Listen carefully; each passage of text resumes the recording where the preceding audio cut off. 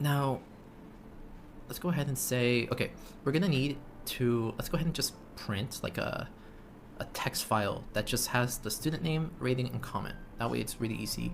So you can go ahead and either keep using the chat feature, or you can go ahead and, it's actually just all reviews. I'm just gonna delete this.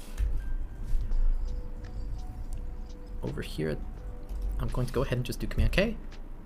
What? Oh, that was Command J. Okay, sorry. Now I'm just gonna say, write the comment and rating and student name to a text file.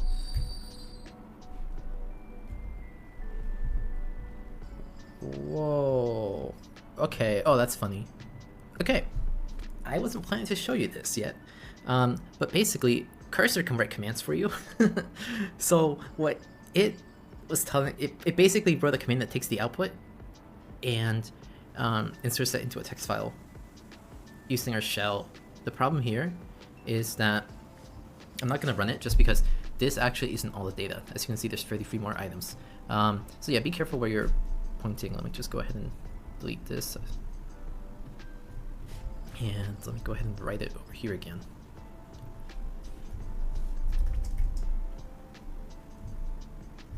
Yeah, write the student name, rating, and comment to a text file, 1 line per object / review. Okay, so it's importing the file system module, and it's going to go ahead and write this. And yeah, let's go ahead and just run it. See what happens. So it wrote it to reviews output.txt. Let me open it. Awesome. So here's like here. One thing I see is that there is like this person has multiple lines of text within their review, and so I want to go ahead and modify this so that it kind of doesn't. It basically replaces all the new lines in the comments. So over here, I'm just gonna say I guess like reprocess all the reviews so that if a comment has new lines, remove that so there are no new lines. And whether you want to be very verbose or not is up to you. Okay, that's one way to do it. And it's saying reviews, hold up, reviews equals, this is const, yeah, okay. So basically, this is something that I've noticed Cursor messes up a lot, is that it won't change the, I guess, like variable type.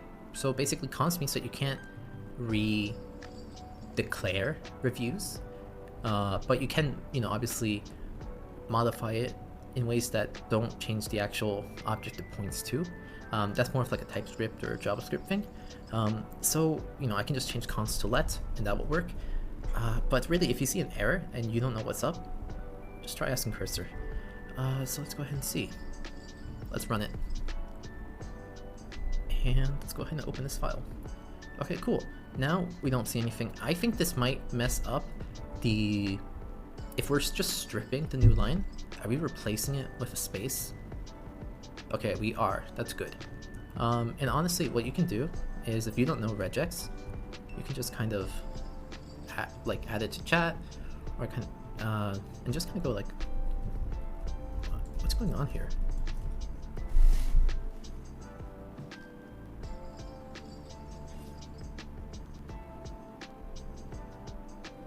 And it will kind of explain things.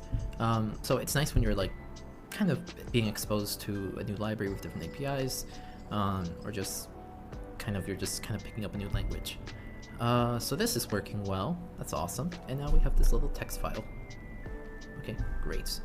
So now what I'm going to go ahead and do is put in a new line, and I'm going to go ahead and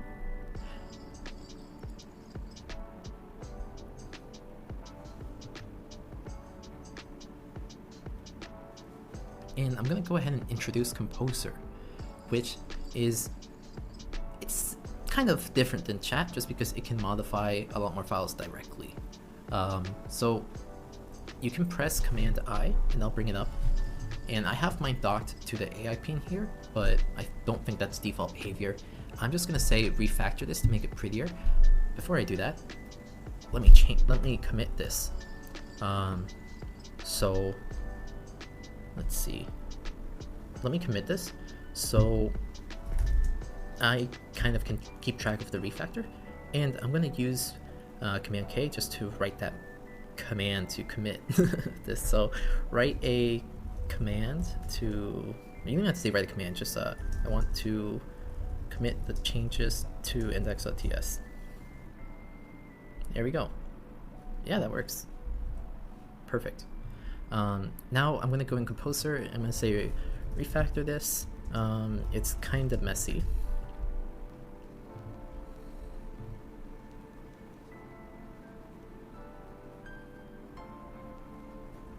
So it's going to be a lot of changes. So let's go all the way to the top and just kind of explore. Okay, so it's consolidating imports. It's created like a function for reading a CSV file. It created a parse CSV line. Okay, that's, oh, I see, because it's handling the edge cases where like there's commas inside quotation marks. Okay, that makes sense. Let's see. There's a process reviews function now. It takes in all those lines and spits out course reviews. There's write reviews to file. It takes in the reviews, it goes ahead and commits it, or sorry, it writes it. And then our actual execution here is that we have the file path, lines, reviews, we write, and that's everything. So Composer did a pretty good job here. If I wanted to, I could go ahead and just keep mentioning things, but this is good enough. So I'm going to go ahead and click accept all. And I'm going to go ahead and run the format. There we go. Okay. And I'll go ahead and run our function, or our file. Reviews has been written and the reviews are here. Awesome. Okay. I'm going to go ahead and just commit the changes, and it's really great. Now I'm going to go chat with the composer, and I'm going to go say,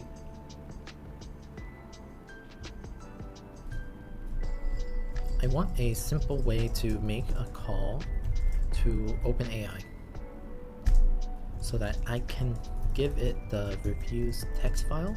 It can summarize them for me.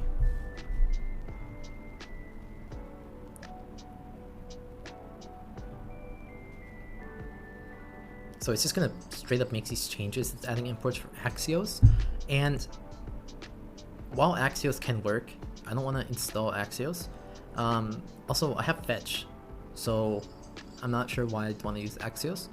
And you know, it is possible that fetch wasn't in Node recently. I'm using Bun, so it is in there, but it's possible it wasn't in the Node runtime, so that's why it's defaulting to use Axios. And you know, sometimes if you're using newer technology, I guess what the data sets that these language models are trained on are sometimes a little outdated. So that's why it's recommended to use Axios. It still works perfectly well, don't get me wrong. It's just that I think there's a better way to do it. And so let me go ahead and go on Google. So I went on Google and I found something that might be able to help. What I'm going to do is I'm going to reject all the changes that you proposed, so the state goes back. And you know, that's a really nice thing about using Cursor, is that it's really easy just to cancel all the changes that the AI made. So I'm going to go ahead and just paste the link. And what it's going to do is it's going to index it and use it as a reference for this stage of the conversation. And I'm just going to say, isn't there an easier way to do this without installing libs?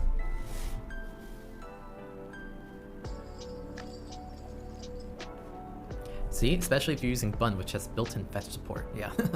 So that's exactly right. Let's go ahead and see. So it uses Bun fetch. So where's the code? Main summarize reviews, OpenAI key. It reviews. It gets the review text. The review text it maps the reviews.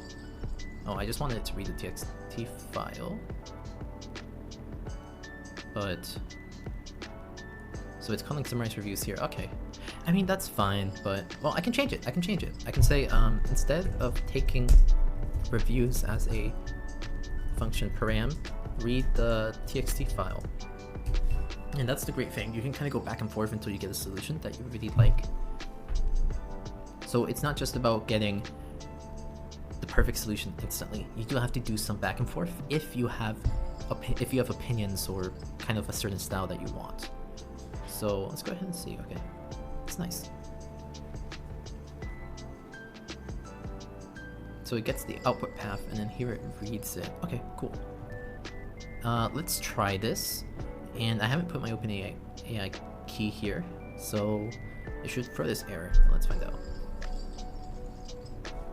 So it's gross. 3.5 turbo. No. I know we're not gonna run this yet, but just do 4o. Okay, yeah, API key not found environment variable. That's cool. I'm gonna go ahead and add it to my process. And first, let me just generate a key. I'm gonna try to follow best practices. Normally, I would just generate the key, stick it in there, and delete the key right after recording this. But you know, let's just stick to best practices. So what I'm gonna do is I'm just gonna go ahead and create a file.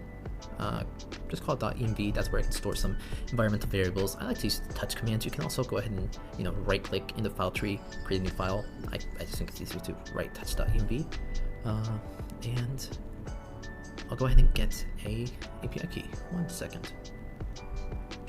Copy the name of the environmental variable, paste that there, and basically, all right. So, you know, in general, it's best practice not to show other people your API keys. I'm not too worried. I know I'm going to delete this. But yeah, just keep an eye out for that. Let's go ahead and see. Let's run this. Let's find out what happens.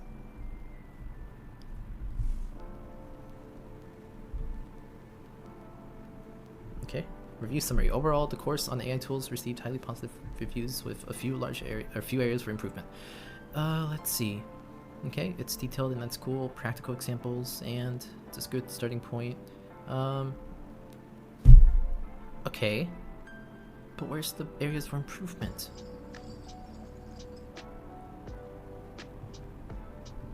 And I can just modify what I'm going to send here, so I can just say, summarize the following course reviews. No, I'm going to say, read these course reviews and tell me what to change in my next course. And I just run it, and let's go ahead and see. Some reviews mentioned that the content is outdated.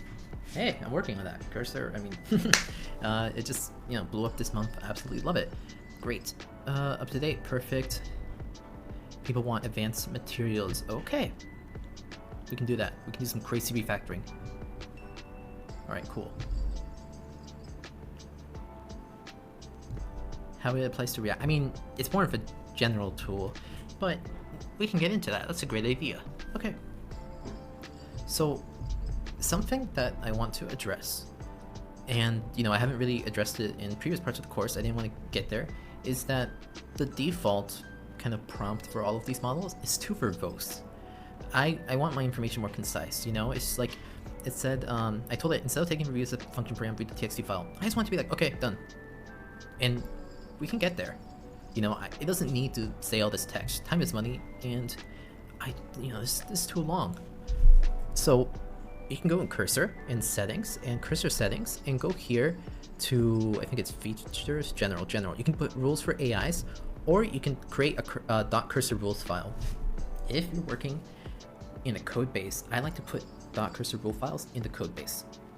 And I'll put some hints about that. So it's like, okay, we're not using npm, we're using bun. That way, these instructions will always be fed to the AI whenever any request comes through. So if something holds true for everything in the project, you can do that, and that's great. And I'll show you how we implement it in one of our repos. But for here, these are rules just for, you know, your clients, your cursor clients. And so I can just say, okay, follow. No, I'm just say, okay. Do concise explanations, be lazy when explaining, and write amazing code. Alright? And you might think it's silly to say write amazing code, but just trust me,